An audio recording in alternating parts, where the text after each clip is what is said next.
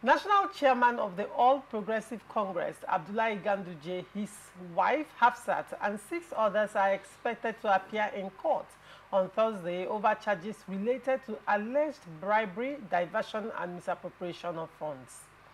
This development comes after a notice of trial served on the respondents through substituted means by order of the court. The Kano State High Court granted the order on June 5, 2024, allowing the state to serve the 7 respondents through substituted service, which was subsequently executed via advertisements in 2 national newspapers on June 6, 2024.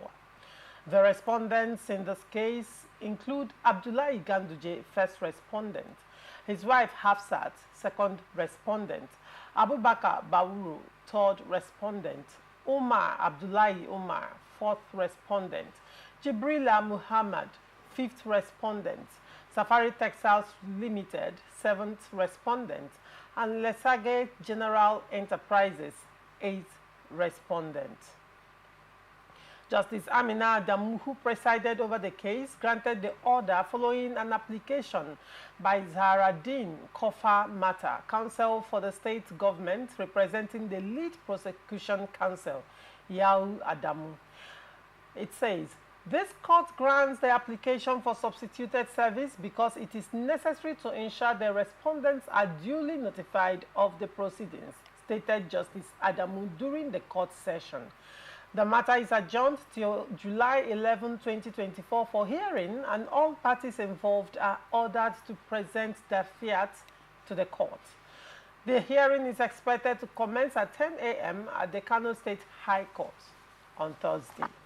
Ndamzi, is this going to be the first successful, well, hypothetically speaking, do you think this will be the first successful litigation over misappropriation of funds by a public office holder that we will see the end of? Well, I wouldn't want to preempt the outcome of, what the court will say. Okay? But one thing I know is that I remember the last time the former governor of Kano, Ganduje, never showed up in court with the wife and others. I think that led to the council to the state applying for substituted means of service, which it's a legal process that can never be denied any applicant. When a party to a suit made himself unavailable, the process is that you apply to the court to serve him or her through substituted means. It can be by pasting in the various national dailies or paste on the person's gate or office residence, as the case may be. So it's a good thing that the state is prosecuting on corruption. The states under the Constitution are empowered to even raise their own anti-corruption agencies. Yes. That is why you see the state high court can assume jurisdiction to hear matter bordering on bribery and other form of corruption. The Constitution empowers the state governments to they can form their own anti-corruption agency and prosecute any alleged offender. Okay? That is where Kano state government is deriving their powers to prosecute the former governor and his co-accused. Okay, so it's a good thing. That shows that in Kano State, they are beginning to do things rightly. Because, you see, the problem we have in this country is that anybody thinks they can just mount the podium, assume the seat of governor at the end of 4 or 8 years, they walk away without proper accountability to the people who asked you to serve them. You being a governor doesn't make you lord over the people. You are a servant leader. The people sent you to serve. So it's just like you send your child to go and buy food items. When that child returns, The child should be able to say, Daddy or Mommy, from the money you gave to me, these are the list of items you asked me to purchase. This is the amount given to me. Daddy, I spent so, and so, and so. The money at some point was not enough. Daddy, I even added 10 naira to the money. There should be accountability, for God's sake. There should be accountability. For the fact that you're a governor, you govern the state, you work, doesn't make you think that you walk away with people's money or you commit whatever during your time as a governor. And you think you go scot-free. That is the mistake Nigerian politicians make. When they assume seats, they just believe they are bigger than everybody. But we say no to it. Ganduje and co-accused, they should go and face the law. Let the law take its course so that it will serve as deterrent to even the man who is prosecuting them now. That will also serve as deterrent to him. When you talked about governors not being larger than life, and also bearing in mind, when you're exhorting governors to bear in mind that they will be held accountable. Now, in the case of Ganduje, is it a natural, right now, is Ganduje facing the law? Is he answering to the law right now to give account of funds that were allegedly misappropriated because of the genuineness of the governor to have him account? Or is this purely a political witch hunt? Because if you recall, Ganduje actually made certain statements, critiqued the governor, and also attacked NNPP. And to a large extent, that was the beginning of his woes, because shortly after that attack on NNPP, Kwakwanso replied, Kwakwansians replied, the governor came out to condemn in strong terms. There were back and forth. And shortly after that, he was suspended by his ward in Kano State, if you recall.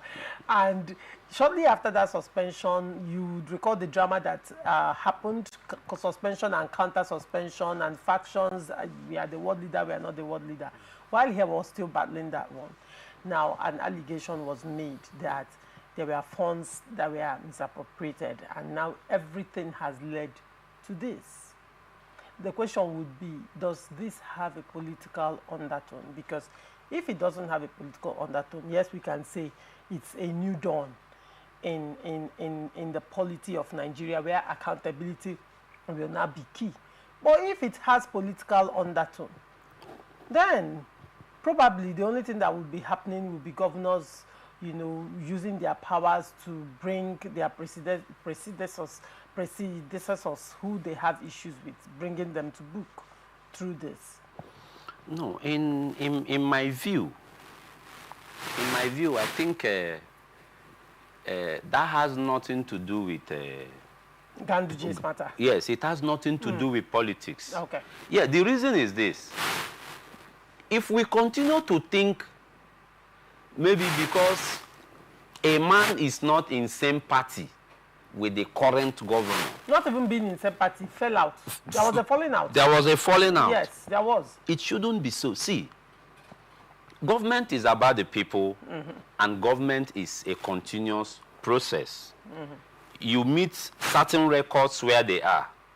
When you come in, you met some documents, you met some funds, somebody somewhere left them, and the state keep accruing funds. It is a proper procedure of governance. Even in our smaller offices, if funds are given to you for a project, when you finish executing the project, you should be able to tell your office, oh, the funds released, we did logistics with this. Operational procedures, we used this amount. Security, we spent this.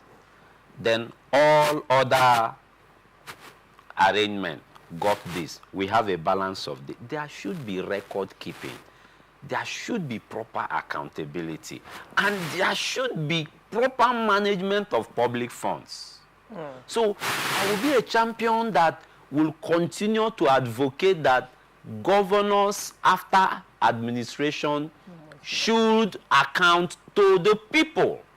This accountability should even be a public one. Should it be amended? Should the Constitution be amended? Yes, as part of yes, the I will advocate that the National Assembly should amend the Constitution or add a clause in the Constitution that whenever before the governors or all the political office holders in Nigeria, before the expiration of the term, like a week to the expiration of the term, they should do public accounting to the people.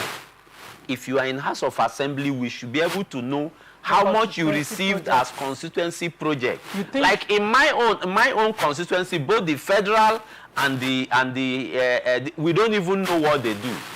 You just wake up one morning, you see 2-room block school classrooms. And it's constitutional. Like the one I learned my House of Reps member is doing. We just woke up and we saw 4-room classrooms, and who is doing this? They said it's federal constituency project. What? Something a councillor could finish within 2 months will be a federal project. So all this we need to know. We need to know how much did they give to anybody serving. How much did you expend at the expiration of your tenure? We need to know. They should even make their salaries public to us. That is why they are public office holders. Do you see the National Assembly, very quickly, do you see the National Assembly making laws I don't will cripple them? Yes, I don't see them. I don't see them doing that because they lack the political will. Is it that they lack the political will, or there is need to protect themselves? They lack the political will, one. Then secondly, bad intent because they want to protect themselves.